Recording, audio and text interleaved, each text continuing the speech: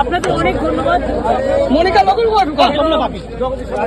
আমি বিশেষ করে কুচবিহারে কোনো রাজনৈতিক আসিনি। আমার এখানে একটা বলতে পারেন মামাটি মানুষকে ধন্যবাদ জানাবার জন্য সারা বাংলাকে নিয়ে এবং উত্তরবঙ্গে একটাই সিট পেয়েছি আমরা কুচবিহারে। দিদি অনুভূতি কেমন হচ্ছে? যেটা দিদি কেমন অনুভূতি? আমার কথা তো আমায় বলতে দিন না, তাহলে রেলগাড়িটা আপনি চালান, আমি চালাবো না।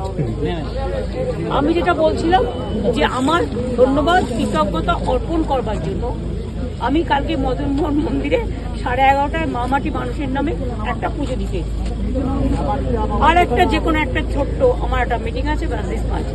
আমার আর কোনো উদ্দেশ্য নেই। এত দূর আমি জার্নি করছি তার একটাই কারণ, এটাই। ঠিক আছে দিদি, একটা ছোট্ট কথা 11:30টায় পুজো দিচ্ছি। দিদিটা খুব পরিশ্রম করছে, এত নিষ্ঠা। আমরা যদি ওনার 90% শিখতে পারি, 90% 50% আমরা জয়ী হবই।